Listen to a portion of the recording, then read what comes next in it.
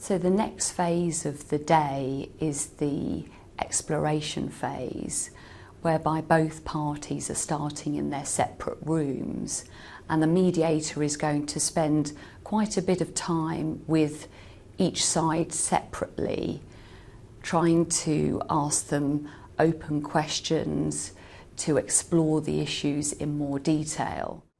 Is it okay for us to use first name terms? Yes, of course. Great, okay. Now this is a chance for us to explore the issues in more detail. At this stage there's no mention of possible solutions, it's purely getting to know them, trying to draw out some new information and explore what has gone on for the last 3.5 years. So, Anstey, you're an independent mediator. Yes. So you don't work for anybody? Well, I work for HMRC. Oh, you work from HMRC and you're an independent? Oh yeah, that's great, that's genius, absolutely genius. No, I knew this was a bad idea and it really is. Ashley, can you please just sit down and give the lady a chance to explain? The fact that the mediator has been provided by HMRC can often be an issue because there will be a question mark about that person's independence. Ashley, can I just explain how this works? Yes, I do work for HMRC, but when I'm being a mediator, I am completely independent. I have not been involved in your case before today, and I hadn't met Mr. Blood or Mr. Gain before this morning. Shall we sit down? Yeah. Thank you. The mediator, even if they are an employee of HMRC, will not have been involved in the case previously and often will not be a technical expert in that area of tax, and I think that's quite important, and the mediator can use that to reassure the taxpayers of their independence. It's taken 3.5 years to get to this point, and it's cost you almost £20,000. So I just wanted to get a sense of what kind of impact it's had on both of you. Well, over the 3.5 years there's been mountains of emails, piles of paperwork, backwards and forwards from our accountant, HMRC, numerous correspondence. It's been very stifling to the business and stressful. How has it affected you personally? Me personally, I tend to keep the business and personal completely separate. So none at all for me. Well, that's just not true, is it? What do you mean? Well, it is affecting you. What's that got to do with anything? Look, you know what Jerry's been talking to you about? Jerry? Why are we now mentioning Jerry? Because What are we I think talking it's about important, Jerry? don't you? Could I just interrupt and say, who is Jerry? Is he a member of the family or...? No, he's a family friend, but he also happens to be my husband's consultant cardiologist. You see, all this has really taken a toll on his health, and Just bring everything into it. oh, he's too proud to admit it. I see. Fiona, Yes. how are you feeling at this point? Oh, stressed. Frustrated because I haven't really been concentrating on the business as much as I should, and also I've not been able to dedicate as much time to do the work that means most to me, which I've found very frustrating. And what is it that means most to you? Oh, well, I'm heavily involved in charity work. Charity work? Yes. Well, this is fantastic because the mediator here has a new nugget of information which is going to be very valuable in the later stages of the mediation. She's clearly starting to understand what is driving Mr. and Mrs. Spencer Smith. This hasn't come out in correspondence previously, so good open questions, reflecting back, clarifying the details, and also probing them to actually find out what has gone on behind the scenes. I don't believe your business is anything to do with... Oh, no, it's completely separate. No. Yeah, I see. Okay, so, but this charity is obviously very important to you, Fiona. Could you tell me a little bit more about it? Yes, of course. Well, it all started because, unfortunately, our son was heavily involved. Sorry, do we really need to bring out all our dirty washing and lay it all out on the table? I think it's why don't I just do that now and lay everything out on the table, all the dirty washing straight out? Why don't we just is get it it all not ready important for that she has a full picture? What? Well, that's important as well, is it? Well, I think it is. Can I please continue? Right, thank you. Thank you. Sorry. As I was saying, our son got heavily involved with drugs, and he decided to sleep rough, and that now we have no idea where he is. So on the back of that, because I have first-hand experience, I felt I wanted to set up a homeless shelter for youths in a similar situation to my son. I see. So that's how it all began. A homeless shelter? Yes, yes. And where is this homeless shelter? Well, it's in part of the extension that we've had. Let me just clarify the extension. We used the extension and built it for business purposes. At the moment, we have furnished 3/4 of the premises, and it's used with business furniture, obviously. And this quarter has not been used at all. It hasn't been furnished yet.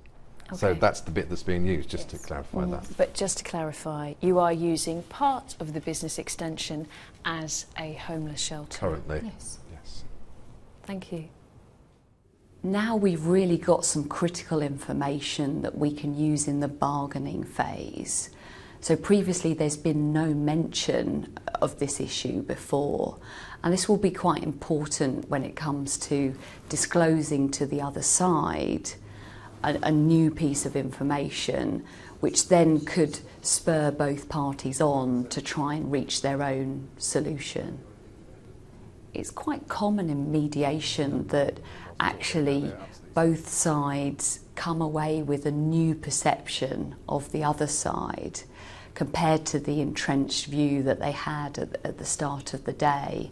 And I think here we're starting to see a different side of Mr. and Mrs. Spencer Smith that hasn't come out before, both their personal and professional lives. Is it okay if we use first names? Well, No. yeah, I do. Mr. Blood, I'm aware that you have some reservations about this process. Reservations, yes, I would say that is something of an understatement. It is a complete and utter waste of time. Well, I think you really should have some trust in me and the process. This is the beginning of the day, and we're only at the start. Mr. Gay. Please, call me Lee. Lee, thank you. Could you give me some insight into why it's taken 3.5 years to get to this point? I mean, maybe you could talk me through the main stumbling blocks. Certainly, yes, well, there is lack of payment, a general lack of cooperation for any information, and there are correspondence delays, telephone calls, emails, etc. Right. So, Lee, what do you feel are the main issues that we need to resolve today? Point one is travel expenses in the company account. That's a total of £250,000 per annum. Let's be clear, this is £250,000. Look, they have a holiday home in Spain. Now clearly, they just jet back and forth, long weekends, holidays, and they want to claim everything as a business expense. It's ridiculous. Yep, there seems to be no clear indication or breakdown of business or travel expenses. Point number two, which is the large project to build an extension and refurbish the business premises. Yeah, this cost over £1 million. £1 million, and despite repeated requests from us for documentation, they have yet to prove that any business has taken place in these premises. Yeah, we're questioning how much of the cost is business related and should be deducted as an expense in their account. Finally, point three, there are 4 individuals named on the payroll, and we need to work out whether or not they actually do work for the Spencer Smiths. Namely, Mr. George Allen Spencer Smith appears to have been deceased for 5 years. Yeah. Could you make a note of that, Anstey, if I may call you Anstey? Yeah. This person has been deceased for 5 years. Dead, passed on, no longer with us. Come on, Anstey, you work for HMRC. You know what's happening here. Mr. Blood, I need to remind you that yes, I do work for HMRC, but as the mediator, I am totally independent. Yes, so our research shows that there are large discrepancies between what they're claiming as legitimate expenses and what their true claimable expenses are. As George Osborne recently said, the message is simple. If you evade tax, we're coming after you. So just to be clear on this, you see the three main issues as the extension costs, which are very high, the travel costs, which may relate to a holiday home in Spain, and a dead relative on the payroll. And if we were to address these and find a resolution by the end of the day, I imagine both be very happy. Absolutely. But it's unlikely. It's already lunchtime and you haven't achieved anything yet. Shall we have a look at these issues in more detail? Yes, let's. Great. After so much correspondence, this can be often very new and refreshing for both sides and actually start to get under the skin of what has gone on for the last 3.5 years, because there are a lot of things that people wouldn't say in correspondence that maybe in a private room with a mediator they are prepared to say. So do you think things are progressing? No. Well, actually, I do. I think they are progressing. I found it very refreshing that I can be open and honest, and I feel very comfortable with Anstey. So yes, I feel very positive. So how do you feel it's going? I think it's going really well. I mean, what's interesting is that at this point in the day, other people can't really see how it's moving forward. But from my perspective, I've actually gleaned some really, really important information which will help me with the next phase. So, yeah, really pleased with what we're doing. By lunchtime, probably people feel that they need some time out. They're probably feeling quite exhausted. And the parties probably sense that they haven't achieved very much. However, the mediator will have quite a different perspective because of the new information that has been gleaned. Actually, essential work has been done.